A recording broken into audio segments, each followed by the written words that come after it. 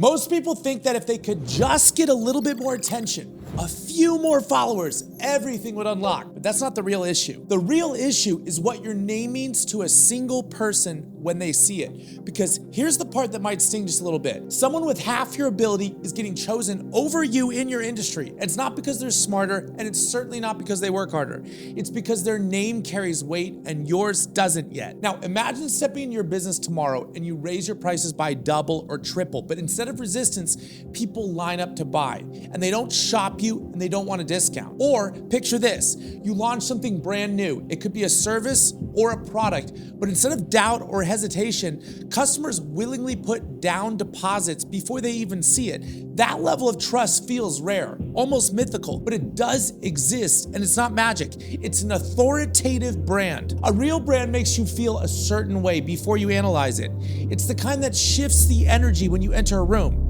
And it's not your pretty logo, and it's not a color scheme, or it's not a famous tagline. I'm talking about the meaning of a brand. Here's why a brand matters more than ever. I want to show you something that I think we tend to miss every single day. I want you to picture two wallets, just simple, genuine leather wallets. Now, if you took a close look at them, you'd see they have the exact same stitching and they're made from the same material. In fact, they were likely sewn at the same factory with the same people. But here's the difference. One of them is selling for $12, while the other one sells for a few $100s. And on top of that, you actually have to wait 3 months just to get on a list to buy the expensive one. Now, physically, nothing changed between the two wallets. Nothing changed except for the luxury Louis Vuitton name stamped on the front. And you see this dynamic everywhere.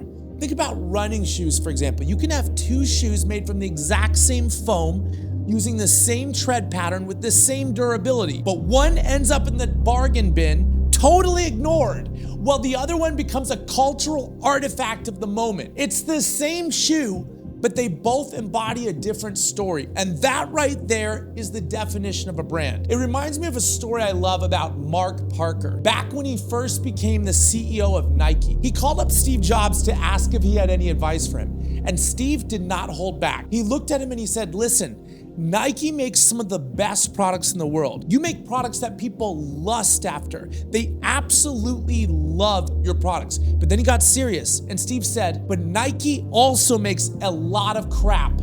You just need to get rid of the crappy stuff and focus on the good stuff." Now, Parker thought he was joking. He thought Steve was gonna laugh, but he didn't. He was dead serious because he understood something that most companies never seem to learn. He knew that your brand isn't built by adding more things. It's built by removing the things that weaken it. Brand building is a form of editing. You have to cut the noise and let your very best ideas define who you are. Nike actually lived by that advice for years, and the brand became sharper because of it, all thanks to Steve Jobs. It got cleaner and it got stronger. So I want you to bring that lens back to what you're doing right now. You have to realize that brand isn't just decoration or a logo.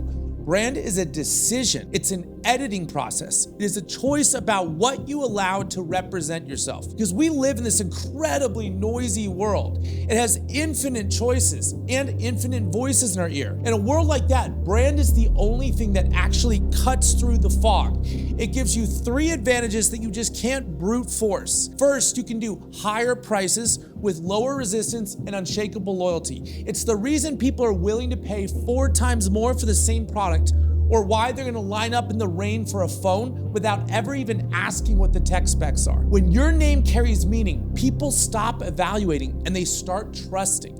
That trust in the world we live in is the most valuable currency that you can have. So if we know that trust is the goal of a brand, let's get rid of all the extra nonsense that usually surrounds this topic. You have to realize that a brand is not your logo. It isn't your color palette, and it certainly isn't just some slogan that you came up with at midnight. A brand is actually something much simpler.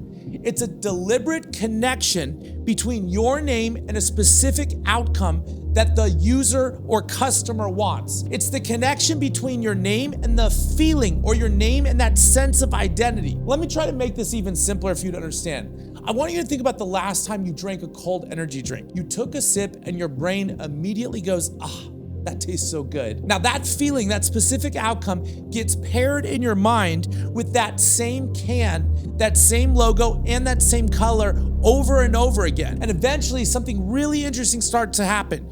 You stop thinking, I want a colored energy drink, and you start thinking, I want a Red Bull. That little mental shortcut, that reflexive pull towards a specific choice, that is brand. So when you get down to it, branding is really just the act of pairing your name with an outcome people love and then doing it on repeat over and over and over again until it finally sticks. Now, this is where I see a lot of entrepreneurs get tripped up though.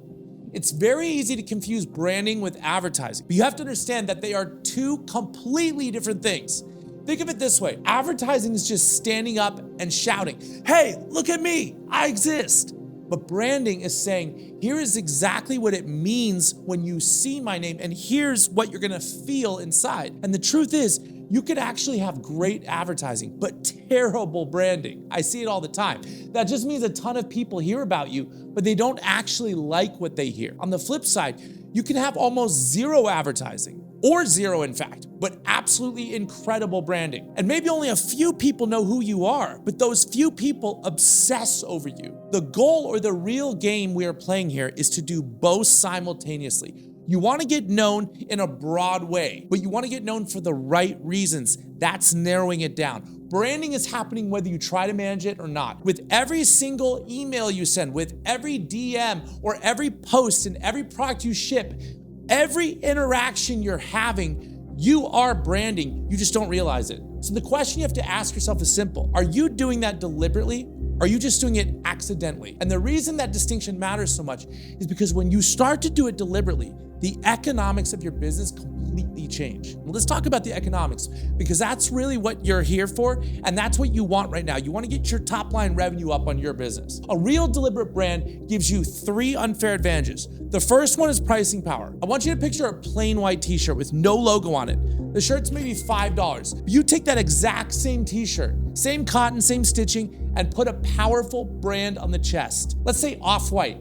Suddenly it's $80 or even $200 or more. Now, nothing physically changed, but the meaning. People aren't buying the fabric anymore. They are buying status. They're buying an identity. They are buying a story about themselves.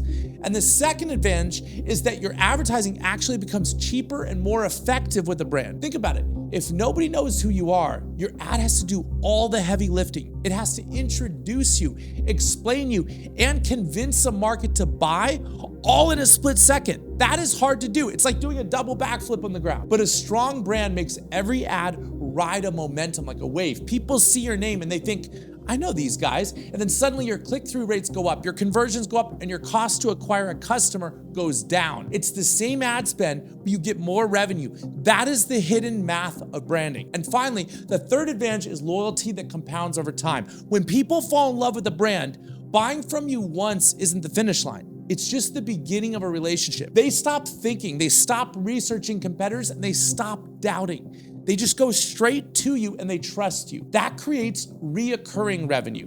In software, it's called MRR or ARR, but it's higher lifetime value and the kind of long-term momentum that can survive bad days and recessions. That right there is the difference between being just another business and building a brand that prints cash for decades. Now, if all that sounds great, let's get practical for a minute. Let's talk about how you actually build this, because there's a part that seems complicated and there's a part that's simple. But if you understand the mechanics, it's gonna all make sense. First, you have to accept that your brand doesn't start out powerful. It actually starts out completely neutral. It's benign. In the beginning, your name means nothing. Your job is to decide what is going to mean. And then you want to pair it with that meaning until it locks in today. I want you to think about the alphabet for a minute. Just 26 simple letters. Now, every single person in this room has access to the exact same 26 letters. Those letters are the values you talk about, the stories you tell, and the tones that you speak in. They are the causes that you champion and the aesthetics that you choose. Now, if you just jumble them all together, you get gibberish. But a brand is what happens when you deliberately arrange them to form a specific word, a sentence, and a story. None of those letters are the brand by themselves. The brand is the meaning they create when you string them all together. So here's your blueprint for how to write that story. It starts with picking your ideal customer. We call this the ICP. And I don't mean everyone. You have to be specific. You have to narrow it down to where it's a pinpoint. And then you also want to be human. Maybe it's ambitious 20-somethings that are starting online AI wrappers. Maybe it's some small business in your state in a specific niche, but clarity here is everything. And once you know who they are, you have to define what they love and what they hate, their values. What do they respect? What do they fantasize about? What frustrates them? And what do they fear? Because if you don't know those things, you're not building a brand, you're just guessing in the dark. From there, you choose 3 to 5 words that you want your name to equal. Keep it simple. It could be words like discipline, wealth, or loyalty. Maybe freedom or elegance. These words become your North Star in branding. And finally, and this is the most important part, you have to pair your name with those ideals repeatedly. So your content, marketing, customer experience, partnerships, everything, it's gotta enforce those associations. You can't just do it occasionally.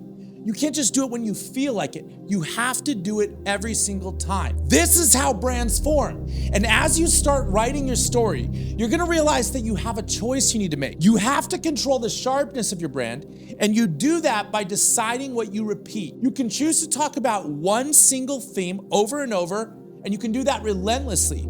But if you do that, you get a brand that's incredibly sharp and narrow. Now, the trade-off is that you're gonna repel a lot of people and it's gonna be micro niche, but the ones who stay, they won't just be customers, they will become obsessed. So this is a good thing, not a bad thing. On the other hand, you can expand and you can step into multiple domains. You get a much broader reach, you appeal to more people, but your identity naturally becomes softer. Neither of those paths is inherently wrong.